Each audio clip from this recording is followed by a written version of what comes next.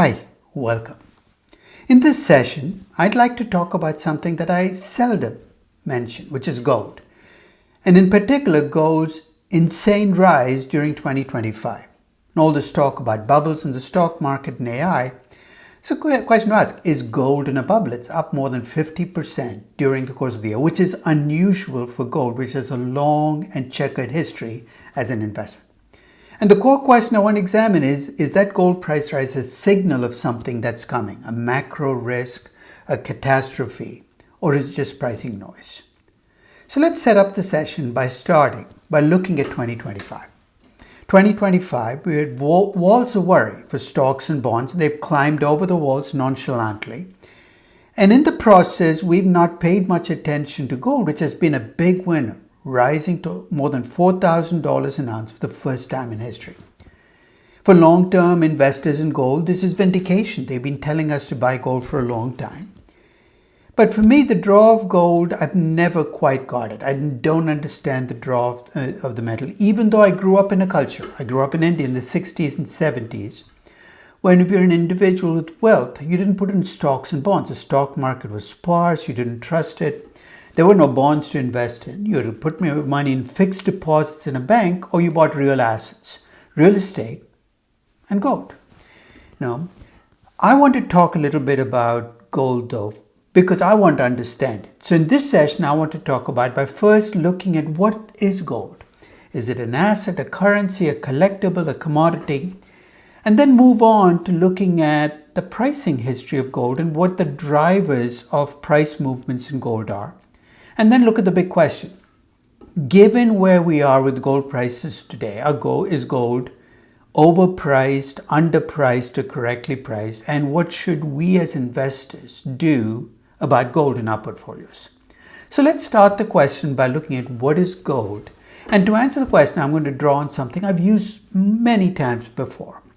When I look at investments, I break them broadly into four groupings. There are assets, and assets generate cash flows in the future. Stocks, bonds, businesses, real estate, especially if it's rental real estate. You can have a commodity. Commodities are used as intermediates to produce something else. Oil is a commodity. Iron ore is a commodity.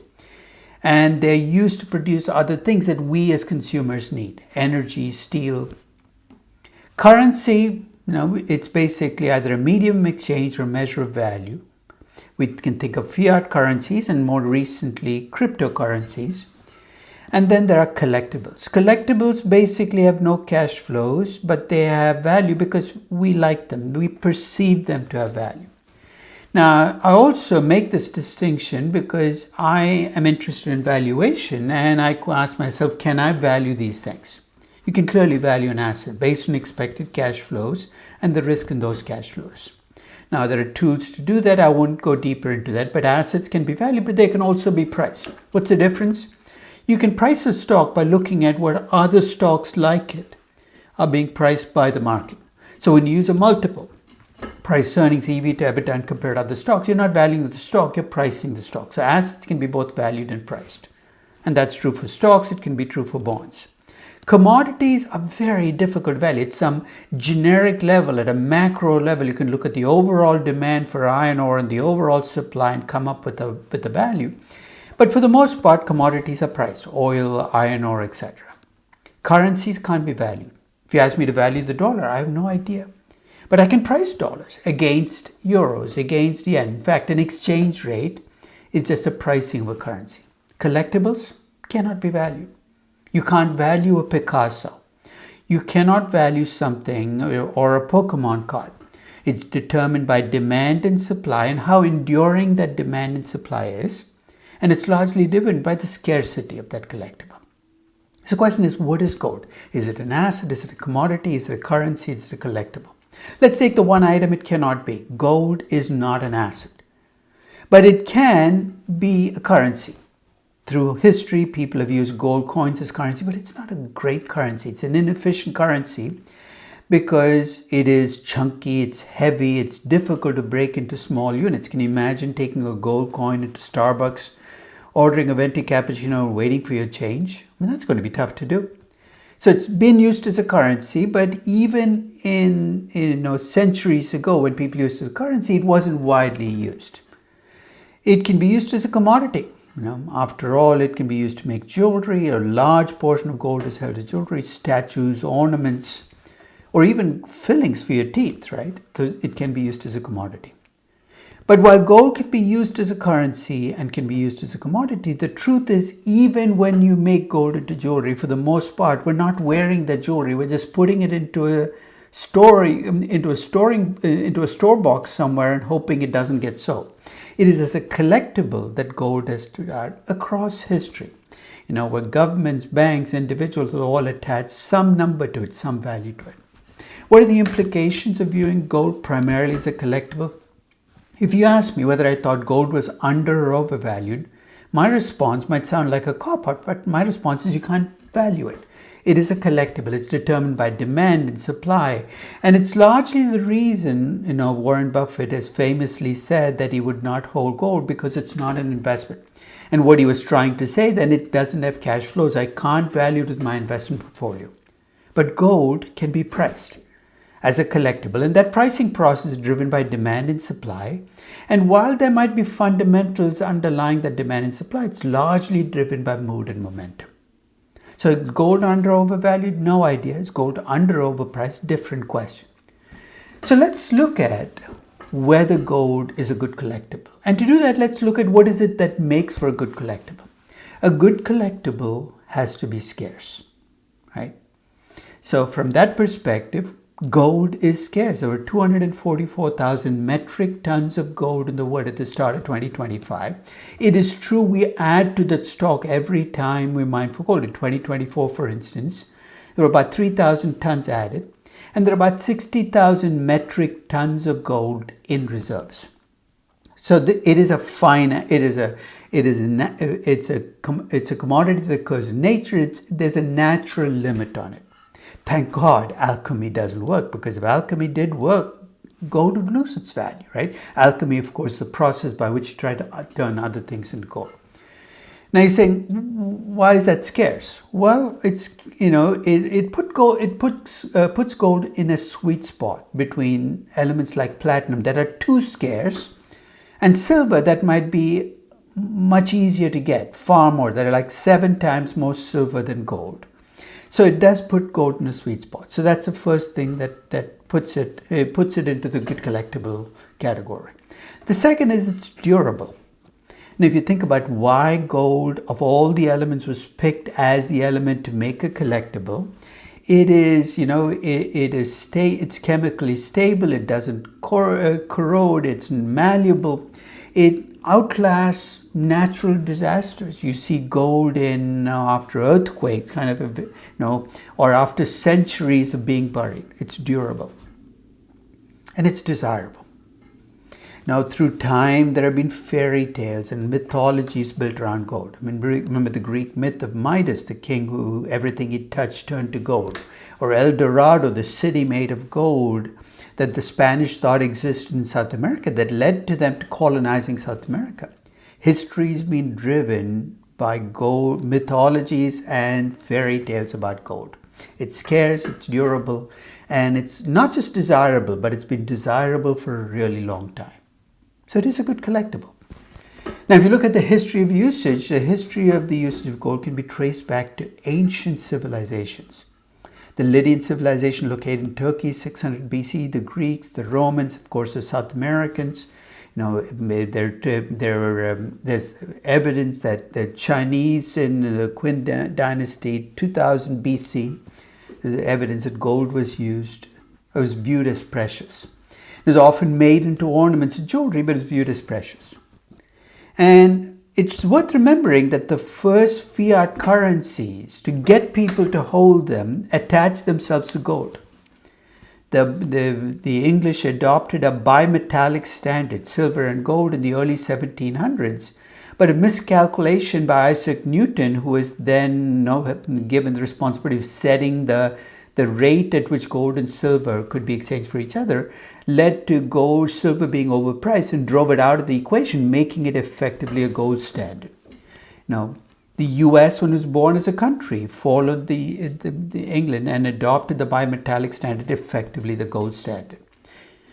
In the second half of the 19th century, think of it as the peak of the gold standard. More and more major currencies tied themselves to gold to kind of give themselves credibility.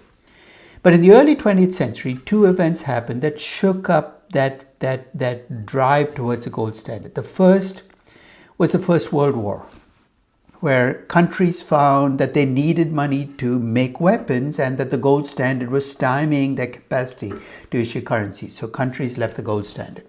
The US stayed on the gold standard until the Great Depression. At the time of the Great Depression, the US actually allowed people to convert their dollars into gold at a fixed rate. And during the gold standard, people discovered that people were bringing in their dollars, converting into gold at that fixed rate too much. So in 1933, FDR banned the private holding of gold, but the US stayed effectively on a gold standard. After the Second World War, the US emerged as the largest and the most prosperous economy in the world.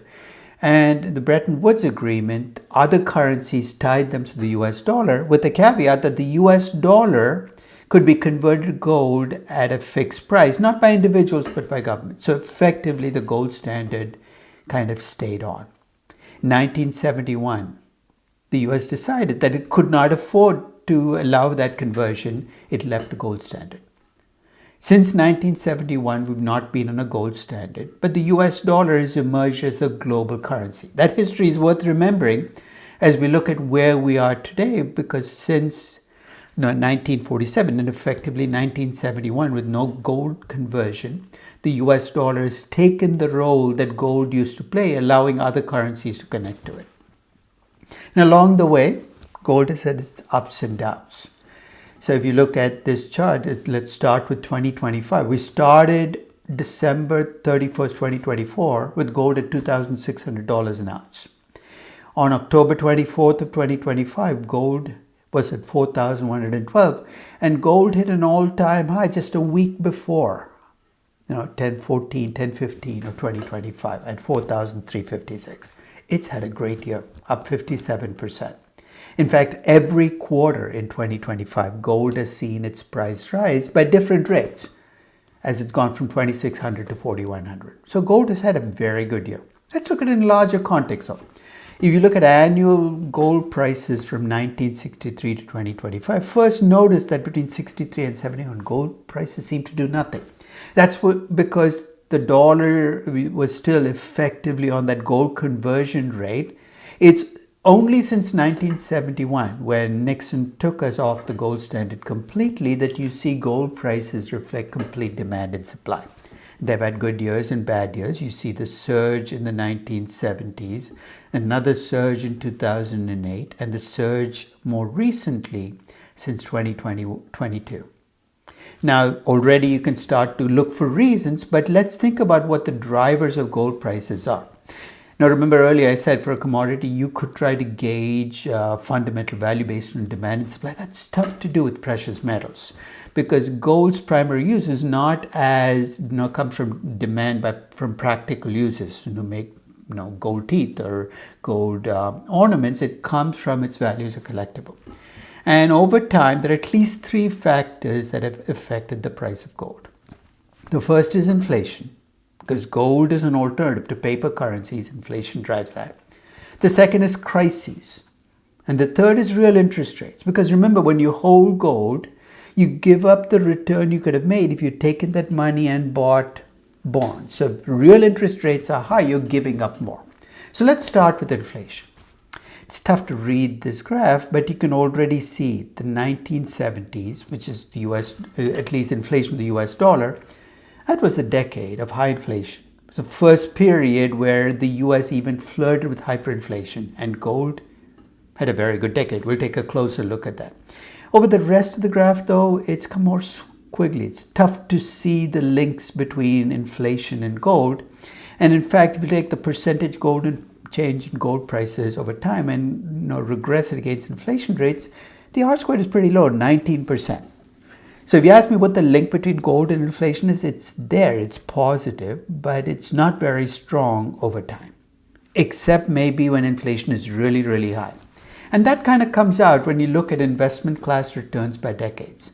So in this graph, you look at the returns on stocks, bills, bonds, BAA corporate bonds, the corporate, gold and real estate.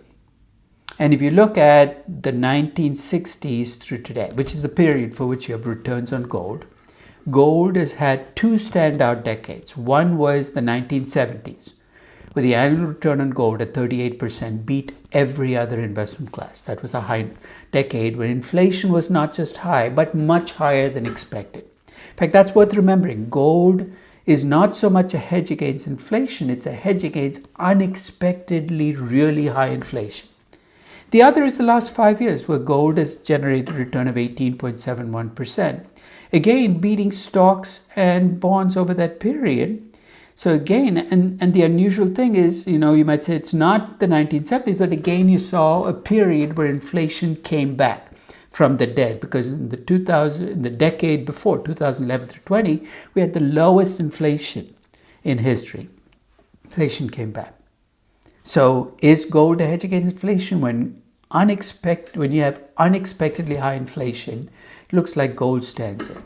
What about crises? To measure whether we're in a crisis, I'm going to use two proxies. One is a proxy from the stock market. It's an equity risk premium, an implied equity risk premium based on what stocks are priced at. So when that number is high, people are scared. So it's a measure of risk in the equity market. The other is the spread between a BAA rated bond and a 10-year T-bond. So think of it as the measure of fear in the bond market. So the green line is the equity risk premium, the red line is the BAA default spread, the blue line is the percentage change in gold. Again, tough in this graph to make anything out except for that 2008 spike. In fact, if you look at the overall time period from 1963 to 2024, gold prices have very little linkage with either equity risk premiums or bond spreads. Perhaps with the exception of a really big crisis, which during this period you see in 2008. And finally, let's look at the link between gold and real rates. To get a measure of real rates, I looked at the difference between the T-bond rate and the inflation rate. You're saying, why don't you use the TIPS rate? Because I don't have the TIPS rate in the going back to 1963.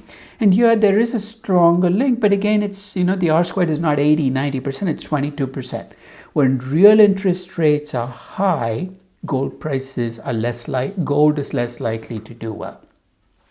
So gold is affected by inflation. It is, mildly affected by economic crisis. It is related to real interest rates. But if you ask me to sum up what we learned from history, while gold is touted as a hedge against inflation and crisis, it's not a hedge against expected inflation. It's not a hedge against inflation that's within normal bounds, but it could be a hedge against hyperinflation. With crisis as well, it's not a hedge against small crises, but it could be a hedge against really big, uncommon, potentially catastrophic crises. So if you have gold in your portfolio, it's more like insurance against really extreme events, not insurance against small stuff, but against big stuff. So that's what we learned from history, but that brings us to the question today. Is gold cheap or expensive? Is it underpriced or overpriced? So let's try a couple of tests.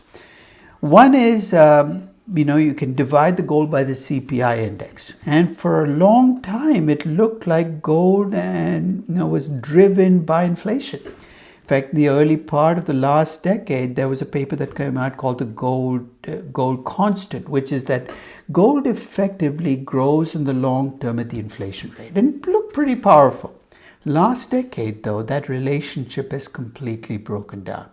If you look at what's happened in the last decade, the median value of gold to CPI is about 2.93 in post-1971, 3.77. We're now at 17.81. Clearly, relative to inflation, gold looks overpriced. What else could you measure gold against? Well, you can measure it against other precious metal, in particular silver. This is a ratio. Remember that Isaac Newton's screw up in the 1700s in England was a gold to silver ratio. He said it's 16-1. Those days are done. The median value for gold to silver is 57. In October 24th of 2025, that number stood at 84. So if you look on a purely against historical data, it seems undeniable you're a believer in mean reversion, that gold is overpriced. And that's driving at least some people betting against gold, saying this doesn't make sense, gold has to go down. But let me push back on that. If you use any historical data, gold's been overpriced for almost the entire decade over the last decade. And over that last decade, gold has quadrupled in price. And if there's a lesson you learn from markets, if something stays overpriced for that long, maybe there's a structural shift that has happened that explains the shift rather than overpricing. And with gold, remember the supply of gold hasn't gone through major shifts. It's got to be the demand. So let's look at some of the factors that may be driving the price of gold up higher than history would suggest. The first is 100 years ago, even 50 years ago, if you wanted to buy gold, you actually had to buy physical gold. Storage costs were high, difficult to store. That's changed, right? Especially in the last 20 years with ETFs and gold ETFs. There are far easier ways to buy gold without actually having to buy. So as you open up the demand for gold to new ways to buying gold, perhaps that's pushing up the price. But that can't be the explanation for a quadrupling of the price. Let's look at the other three because I think there's more promise here. Whenever you buy a financial asset, whether it's denominated in US dollars, euros, Japanese yen, or Indian rupees, you're trusting central banks and governments to preserve the buying power of that currency. And, in other words, you're trusting central banks to view it as their job to keep currencies from depleting in value. And for better or worse, since 2008, there's this dilemma. We give central banks more power, but we're losing the trust that we had that central banks will actually preserve the currency. We think they're distracted by wanting to protect markets and other stuff. So the mistrust of central banks, real or not, that mistrust has climbed, and that is going to push up the price of gold. The third is, remember, since 1971, without the gold standard, the US dollar has effectively taken the place of gold as what you connect everything to. And over the last decade, maybe 2 decades, the strength of the dollar has, as a safe haven, has become more and more questionable. Partly because the US runs these huge trade and budget deficits. But if you're ready to abandon the US dollar as a global currency, there is no other global currency right now that is ready to step in. The yuan can't do it, the euro can't do it. So we're in this very strange place. The US dollar is no longer the safe haven that it was, touted to be in the 70s or 80s. There's nothing else that's replaced it. Perhaps when you have no safe place to go, gold becomes the place you go again. And finally, in 2025, there's been the Trump effect. And I'm not, whatever you think of Donald Trump, he's shaken up the status quo. And he's threatening to unravel an economic world order that has stood since the late 40s. And for some people, that's a good thing. That economic world order might not have worked for them. But in the process, we're facing a period of uncertainty. The potential for a catastrophic outcome is greater now than a year ago, and that could be contributing to the surge in gold prices. So with all of that said, let's think about, as investors, where gold is going to be in your portfolio. There are 4 ways gold can play out in your portfolio. It can be a core investment. You can have a big chunk of your money in gold.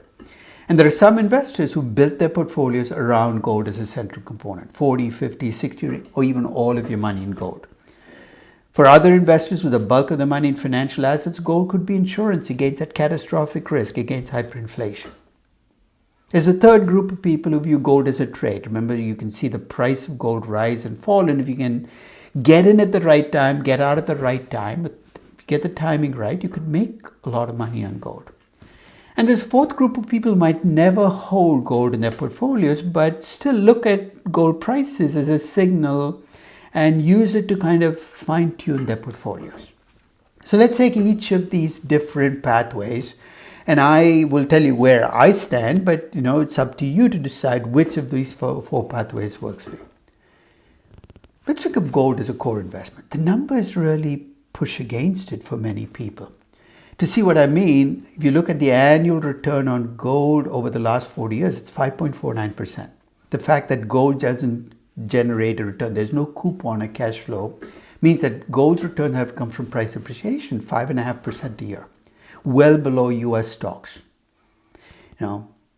And here's the other component. Gold as a standalone investment has had a higher standard deviation of annual returns than stocks. Lower returns, higher standard deviation. If you lived in a mean variance world, you'd think, I'd be crazy to hold gold. And in fact, if you look at the price of holding gold long term, if you invested $100 in gold in 1984, it'd be worth $848 now. If you invest $100 in US stocks, it'd be $8,300. This seems like a no-brainer. You say, why would I be crazy enough to hold gold if this is how much I leave on the table? Let me play a devil's advocate here. Not all investors define risk as standard deviation. They define risk as what's my worst case outcome, can I sleep at night? And for some investors who measure risk in terms of what's the worst that can happen to me, and look at stocks potentially as having no downside protection, that stocks could effectively go to zero.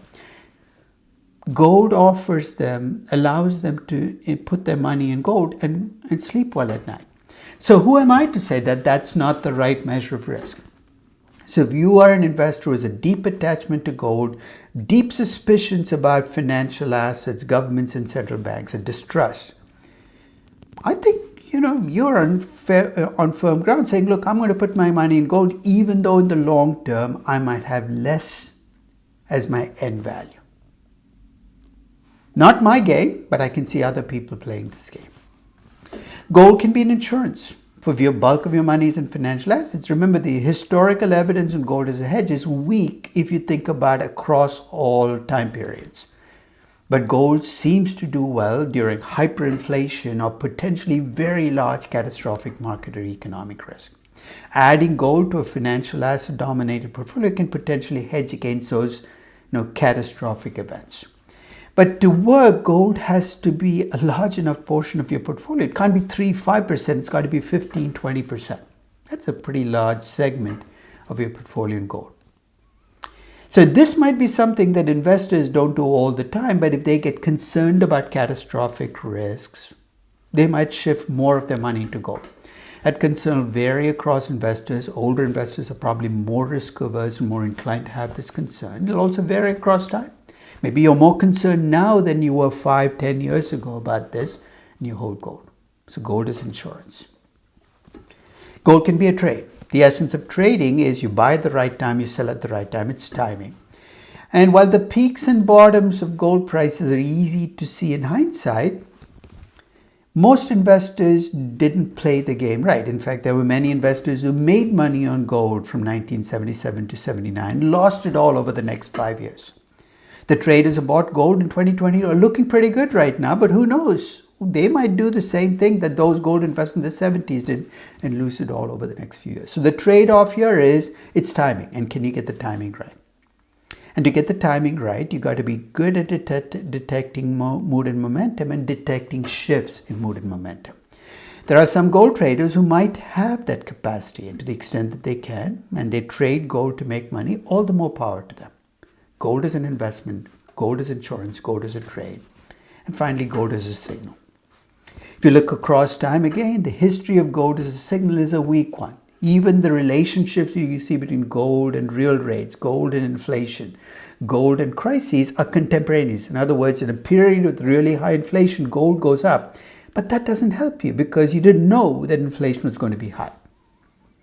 The evidence that gold is a leading indicator of inflation is a pretty weak one. No, it's but maybe it is in some periods. So if you believe that there is information in gold prices surging about future inflation, then I think as an investor, you can follow through and change the way you invest. In what way? You can change your asset allocation mix. So if you think increasing gold prices, rising gold prices, signal of future inflation being higher, you might shift your money out of stocks and bonds into cash. You don't buy gold, but you go into cash. Or you might, if you want to stay with stocks, shift away from companies which have very little pricing power to companies with a lot of pricing power. The Mag 7 have that going for them. They have significant pricing power. So maybe you might not hold gold, but you could look at the information gold price and see if it's going to be something that should be affecting your asset allocation or which stocks you invest in. Gold is an investment, gold is insurance, gold is a trade, and gold is a signal.